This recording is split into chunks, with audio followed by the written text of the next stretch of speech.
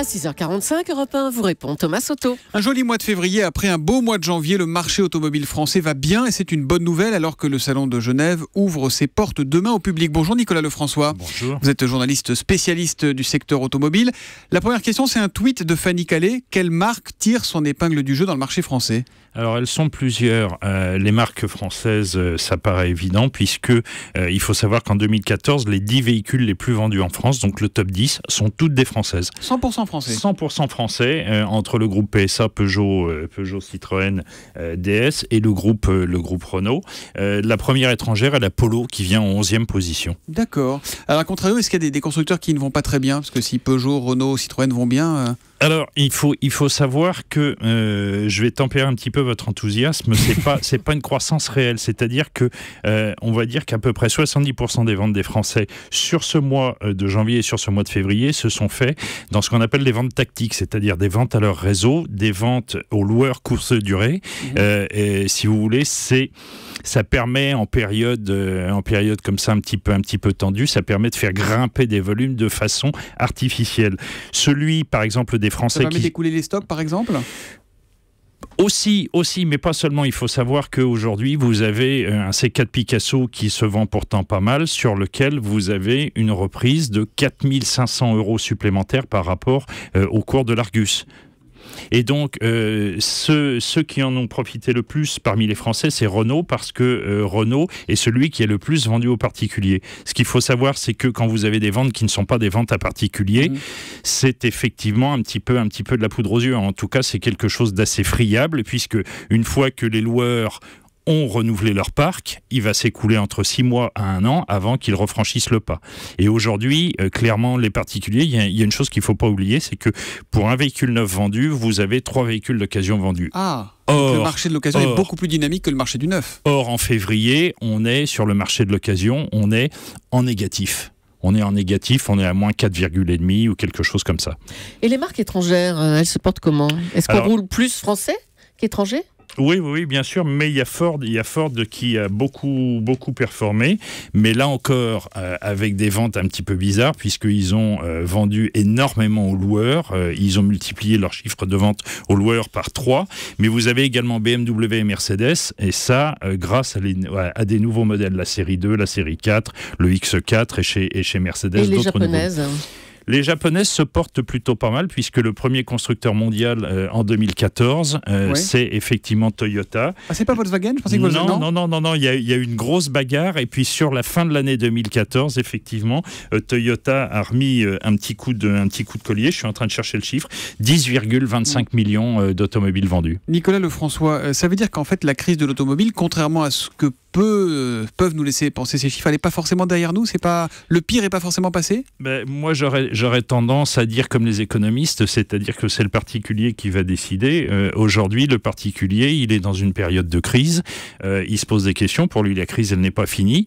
Il a aussi de temps à autre des gouvernants qui lui racontent des choses bizarres, qui le déstabilisent. Manuel Valls qui dit que le diesel en France c'est une erreur. Oui. Moi ça me laisse rêveur, sachant que PSA est le premier producteur mondial de moteurs diesel pour véhicules particuliers. Donc, quelque part, on se tire une balle dans le pied. Et on vous dit, le diesel, faut plus en acheter parce que ça pollue, ce qui n'est pas vrai. Ça ne pourra plus rouler dans les grandes villes peut-être demain. Exactement. Ce qui est faux d'ailleurs, parce qu'en Euro 6, aujourd'hui, ça peut rouler partout et ça pollue moins qu'une essence. En Euro 6, c'est une norme technique, c'est ça ? Oui, c'est la toute nouvelle, la toute dernière norme anti-pollution. Quelle est la voiture type qui se vend en France ?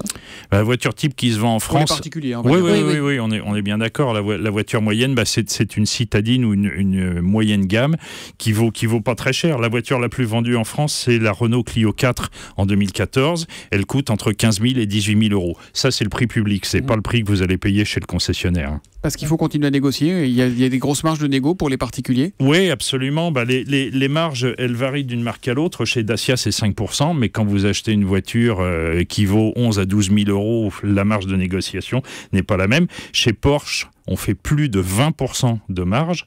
Chez BMW Audi, on est à 10 à 12%. Chez Renault Citroën, 5 à 8%. Mais ce qu'il faut savoir, c'est que les concessionnaires, le réseau de vente, a ce qu'on appelle une prime sur objectif. C'est-à-dire qu'à la fin de l'année, on lui dit, vous aviez 100 véhicules à vendre ou 200 véhicules à vendre, vous en avez vendu 80, vous n'avez pas de prime, vous en avez vendu 150, vous avez une prime qui est plus importante. D'où la facilité à négocier davantage en fin d'année qu'en début d'année. Aussi, parce qu'ils ont des quotas à atteindre, absolument. Vous parliez de Porsche, les voitures de luxe, elles trouvent encore preneur. On sait que le salon de Genève, pour le coup, il y a beaucoup de véhicules clinquants. Hein. Absolument. Quand vous regardez la plupart des nouveautés qui seront présentées en dehors de ce qu'on appelle les constructeurs généralistes, il est clair que Genève et le marché suisse, on voit beaucoup d'autos. Je veux dire, c'est le luxe, c'est clinquant. Mais ça va plutôt pas mal pour eux, puisque Porsche plus 50% en février, Lexus plus 56%, Infiniti plus 96%, Ferrari plus 90%. Ce sont des niches qui fonctionnent bien. Hein. Oui, c'est relatif parce que quand on dit plus 90% de Ferrari, ils en ont vendu 19. D'accord. Au mois de février.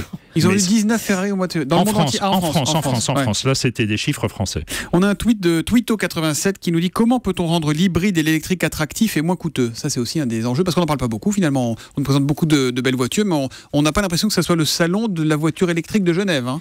C'est un petit peu la conséquence de ce dont je vous parlais tout à l'heure, c'est-à-dire que aujourd'hui, l'acheteur bien malin qui sait ce qu'il va devoir acheter comme voiture en fonction de l'usage qu'il va faire.